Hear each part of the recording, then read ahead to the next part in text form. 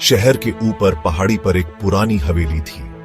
ये एक बड़ी हवेली थी, लंबी अंधेरी खिड़कियों और बीच में धंसी हुई छत के साथ। रंग उखड़ रहा था और बगीचा जंगली पौधों से भरा था। कोई भी इसके पास जाने की हिम्मत नहीं करता था। हवेली का इतिहास डरावना था। लोगों का कहना था कि कई साल पहले वहां मारे गए एक आदमी के भूत का वहां वास है।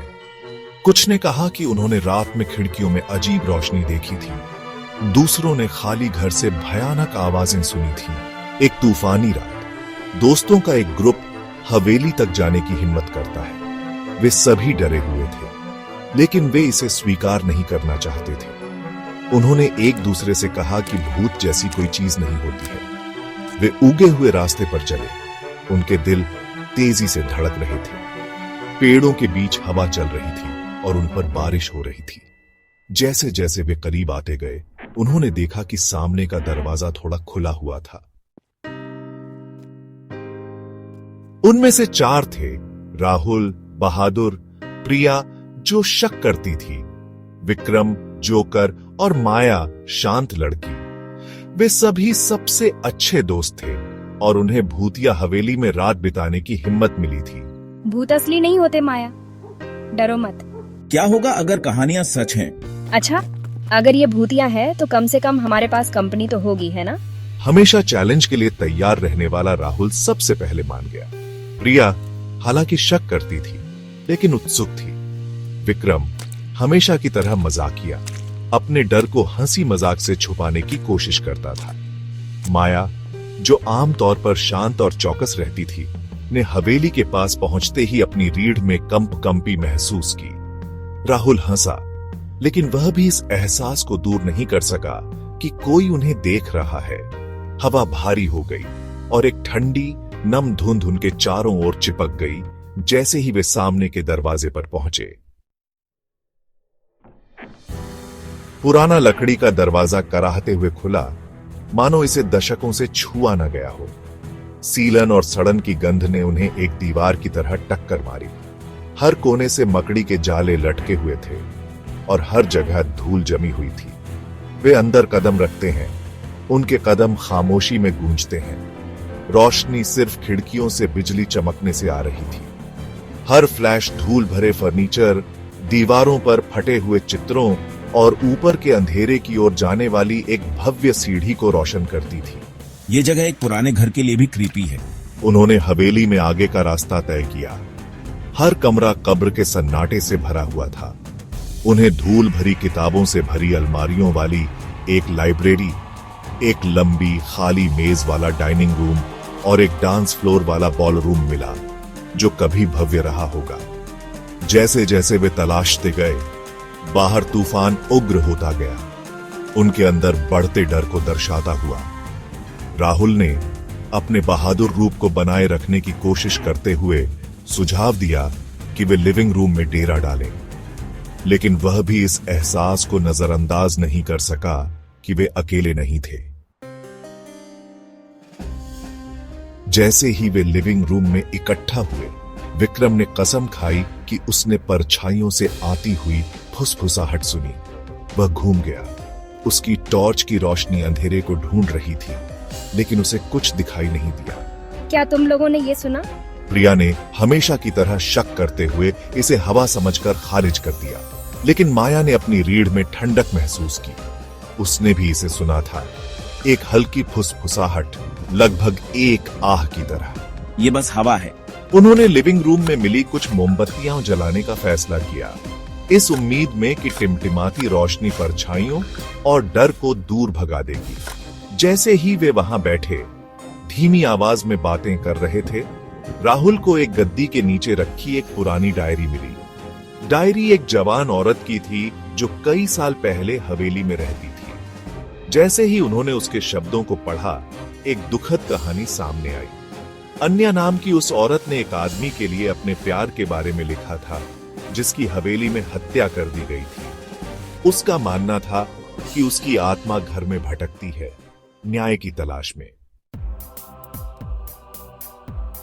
उत्सुक और भयभीत होकर मैंने सुझाव दिया कि कि हम पुरानी डायरी को माध्यम के रूप में इस्तेमाल करके आत्मा से संपर्क करने की कोशिश करें। अपने डर के बावजूद मैं भाग लेने के लिए उत्सुक था। हालांकि मुझे शक था, मैं मान गया, इस उम्मीद में कि सबको साबित कर दूं कि डरने की कोई बात नहीं है। मुझे एक बढ़ती हुई बेचैनी महसूस हुई। मुझे इसके बारे में बुरा लग रहा था, लेकिन मैं बाहर नहीं रहना चाहती थी। वे धूल भरे फर्श पर एक गोले में बैठ गए। मोमबत्ती की रोशनी उनके चेहरों पर टिमटिमाती परछाई डाल रही थी।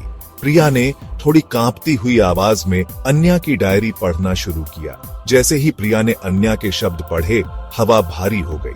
कमरे का तापमान गिरने लगा और एक ठंडी हवा घर से बहती हुई मोमबत्तियों को बुझाकर उन्हें अंधेरे में डुबो देती है। फर्श से एक धीमी गुंजन गूंजती है और फुसफुसाहट वापस आती है, इस बार और तेज, उनके चारों ओर घूमती हुई। फिर एक आवाज गहरी और शोकाकुल अंधेरे में गूंजती है। कौन मेरी आराम में खलल डालने की हिम्मत करता है? ग्रुप में दहशत फैल गई। राहुल ने कांपते हाथों से अपनी टॉर्च टटोली। विक्रम चीखते हुए आवाज से दूर भाग गया। प्रिया, उसका संदेह टूट गया, राहुल के पास आ गई। माया, हालांकि डरी हुई थी, आवाज की ओर एक अजीब सी खिंचाव महसूस कर रही थी। यह दुख और लालसा से भरी थी, द्वेष से नहीं। टॉर्च टिमटिमाती हुई जल उठी, उसकी किरण अंधेरे को चीरती हुई। भव्य सीढ़ी के नीचे परछाइयों में छिपा एक व्यक्ति खड़ा था। उसकी आंखें एक भयानक रोशनी से चमक रही थीं, और उसकी आवाज जब उसने बोला तो उनकी रीढ़ की हड्डी में कंपी दौड़ गई। मैं वो हूँ जिसे वे फुसफुसाता साया कहते हैं। तुम क्या चाहते हो? मैं केवल शांति चाहता हूँ, शांति जो मुझे बहुत लंबे समय से नहीं मिली है। फुसफुसाते साये ने उन्हें अपनी कहानी सुनाई। उसका नाम अर्जुन था और उसे उसके ही भाई ने धोखा दिया और मार डाला था, जो अन्या और हवेली का लालची था। अर्जुन की आत्मा फंस गई थी। जब तक उसके हत्यारे को न्याय के कटघरे में नहीं लाया जाता, तब तक उसे शांति नहीं मिल सकती थी। दोस्तों ने अर्जुन की दुर्दशा से प्रेरित होकर उसे शांति पाने में मदद करने का वादा किया। अर्जुन ने उनकी ईमानदारी को भांपते हुए एक छिपे हुए कमरे का खुलासा किया, जहां उसके भाई ने अपने अपराध के सबूत छिपाए थे। फिर उसने उन्हें बताया कि कैसे हवेली से बंधे हुए उसके श्राप को तोड़ा जाए। उसके निर्देशों का पालन करते हुए उन्होंने छिपे हुए कमरे को ढूंढा और सबूत प्राप्त किए। भारी मन से उन्होंने अर्जुन की आत्मा को मुक्त करने के लिए अनुष्ठान किया। जैसे ही आखिरी शब्द बोले गए, एक अंधी रोशनी ने कमरे को भर दिया और फिर सन्नाटा छा गया। बाहर का तूफान थम गया था और सुबह की पहली किरणें खिड़कियों से टूट रही थीं। थके हुए लेकिन राहत महसूस करते हुए उन्होंने हवेली से बाहर निकलने का रास्ता बनाया। जैसे ही उन्होंने पुराने घर की ओर देखा, यह अलग लग रहा था। परछाई कम खतरनाक लग रही थी, हवा कम भारी थी। अर्जुन चला गया था, लेकिन उसकी उपस्थिति बनी रही, उस दुखद कहानी की याद दिलाती है जिसका उन्होंने खुलासा किया था। वे शहर लौट आए। उनके द्वारा मिले सबूतों से अर्जुन के भाई की गिरफ्तारी और दोष सिद्धि हुई।